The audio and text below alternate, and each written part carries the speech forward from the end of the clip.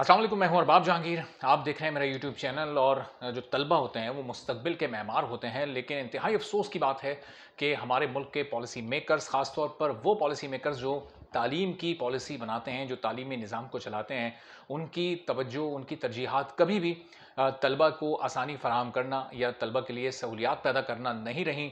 आप इस वक्त देख रहे हैं कि किस तरह पिछले 2-3 साल से हमारे मुल्क की मेडिकल कम्युनिटी पूरी परेशान है, मेडिकल स्टूडेंट्स परेशान हैं, जो लोग डॉक्टर बनना चाहते हैं वो किस अज़ियत से गुज़िश्ता 2-3 सालों से दो-चार हैं।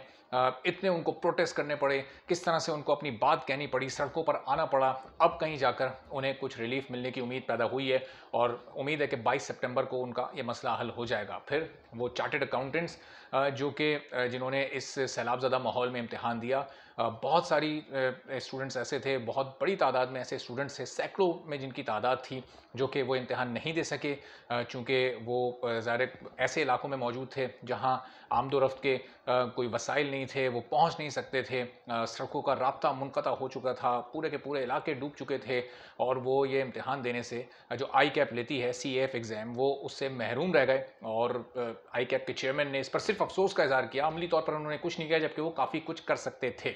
और अब एक और मसला जो कि जो लोग पब्लिक सर्विस को आगे ज्वाइन करना चाहते हैं, जो CSS का एग्ज़ाम देना चाहते हैं, उनके लिए भी एक नई मुश्किल है। CSS का एग्ज़ाम वैसे तो होना है 1 फरवरी को, वो तारीख अभी बहुत दूर है, लेकिन CSS के एग्ज़ाम में शामिल होने के लिए आपको एक टेस्ट पास करना होता है जो MCQs बेस्ड होता है, और वो हो रहा है, उसको MPT टेस्ट कहते हैं, और अब वो हो रहा है 2 अक्टूबर को।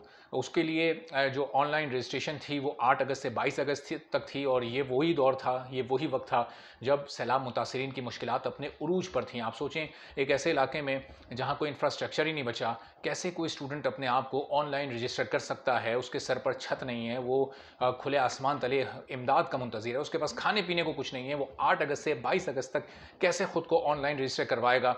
वो पब्लिक सर्विस में आना चाहता है, उसने ग्रेजुएशन किया हुआ है, सेकंड डिवीज़न उसने लिया हुआ है, और वो बेचारा बेबस और लाचार है। लेकिन हमारे मुल्क के पॉलिसी साज़ों को ये नज़र नहीं आया। 22 अगस्त को रजिस्ट्रेशन ख़त्म कर दी गई, मुकम्मल हो गई। उसके बाद 2 अक्टूबर की तारीख का ऐलान इस टेस्ट के लिए कर दिया गया। अब 2 अक्टूबर को वो तमाम स्टूडेंट्स जो कि ख़ुद को रजिस्टर करवाने से ही महरूम रह गए, वो कैसे इसमें शिरकत करेंगे? जिन्होंने किसी तरह से अपने आप को रजिस्टर करवा भी लिया और उन्होंने तैयारी ही नहीं की, चूँकि उनके ऊपर जो क़यामत टूटी है वो सिर्फ वही महसूस कर सकते हैं। वो कैसे अपने आप को इस टेस्ट में अपीयर कर सकेंगे, और कैसे वो 200 नंबर्स का टेस्ट होता है, उसमें से 66 नंबर लेना ज़रूरी होते हैं पास होने के लिए, तो वो कैसे 66 और 67 नंबर ले सकेंगे और कैसे अपने आप को आगे CSS के लिए प्रिपेयर कर सकेंगे? तो खुदारा थोड़ा से होश के नाखून लें। वज़ीर तालीम राना तनवीर साहब, जो फेडरल पब्लिक सर्विस कमीशन के ओहदेदारान हैं, आप तमाम लोगों से मैं कोशिश करूँगा कि आप लोगों से मैं राब्ता भी करूँ और आपके इल्म में ये बात लेकर आऊँ। वैसे तो आपके इल्म में होना चाहिए कि इस वक्त मुल्क में किस तरह की सैलाबी सूरत हाल है, लेकिन अब सैकड़ों हज़ारों की तादाद में स्टूडेंट्स इससे मुतासिर हो रहे हैं। तो आप लोगों को ये चाहिए कि इस टेस्ट को आप थोड़ा सा आगे बढ़ाएं, ताकि वो स्टूडेंट्स और रजिस्ट्रेशन को भी थोड़े दिन के लिए दोबारा ओपन कर दें, ताकि वो तमाम लोग जो कि उस वक्त शदीद सैलाब से मुतासिर थे, अब आहिस्ता आहिस्ता अगर उनके हालात बेहतर हो रहे हैं तो अपने आप को रजिस्टर करवा सकें, और वो तमाम लोग जो खुद को रजिस्टर करवा चुके हैं उन्हें टेस्ट की तैयारी का थोड़ा सा मौका मिल जाए। क्योंकि ये CSS कोई आम एग्ज़ाम नहीं होता, आप लोगों को इल्म है कि इसके लिए कितना पढ़ना पड़ता है। क्योंकि जब आप CSS एग्ज़ाम पास करते हैं तो फिर आप डायरेक्ट पब्लिक सर्विस को ज्वाइन करते हैं। तो फेडरल पब्लिक सर्विस कमीशन को भी ये चाहिए कि थोड़ा सा इंतज़ार करें। 2 तारीख को आप टेस्ट ले रहे हैं, 17 को आप डेट उसका रिज़ल्ट अनाउंस कर देंगे, 24 तारीख तक आप मौका देंगे कि सब अपने सर्टिफिकेट्स वगैरह जो लोग पास हो चुके हैं वो आप जमा करवा दें, और फिर आप 1 फरवरी 2023 को CSS में अपीयर हो जाएं। लेकिन खुदारा इन हज़ारों स्टूडेंट्स के बारे में सोचिए, और अभी काफ़ी वक्त है, अभी तकरीबन 2 हफ्ते का वक्त है इस एग्ज़ाम में, तो इसको अगर आप थोड़ा सा डिले करते हैं, और रजिस्ट्रेशन दोबारा ओपन करना बहुत ज़रूरी है। अगर MD कैट की रजिस्ट्रेशन दोबारा 2 हफ्ते के लिए ओपन हो सकती है, तो आप लोग भी थोड़ा सा गौर करें और 2-4 दिन के लिए, 1 हफ्ते के लिए रजिस्ट्रेशन एक बार फिर ओपन करें, क्योंकि बहुत सारे लोग खुद को रजिस्टर करवाना चाहते हैं।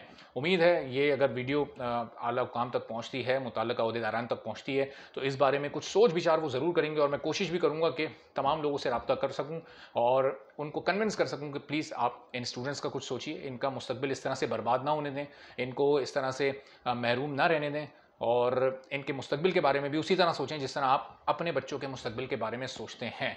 तो अब इस मामले पर भी इंशाल्लाह मैं आवाज़ उठाता रहूँगा, चूँकि कुछ स्टूडेंट्स ने जो कि महरूम रह गए, और कुछ ऐसे लोगों ने जिनको तैयारी का मौका नहीं मिला, उन्होंने मुझसे रिक्वेस्ट की थी। तो इंशाल्लाह मैं आप लोग के हक़ में भी आवाज़ उठाता रहूँगा। ये प्लेटफ़ॉर्म आपके लिए हाज़िर है। जो भी आपकी क्यूरीज़ हों, जो भी आपके मसाइल हों, आप वो मुझसे ज़रूर शेयर कीजिए और मैं इनको कोशिश करूँगा कि जो रेलेवेंट अथॉरिटीज़ हैं उन तक पहुँचाऊँ। इजाज़त दीजिए, मज़ीद कुछ वीडियोज़ के साथ और अपडेट्स के साथ फिर आपकी खिदमत में हाज़िर होऊँगा। चैनल को सब्सक्राइब कर लें ताकि ये तमाम वीडियोज़ और अपडेट्स और न्यूज़ आप तक बर वक़्त पहुँच सकें। अल्लाह हाफ़िज़।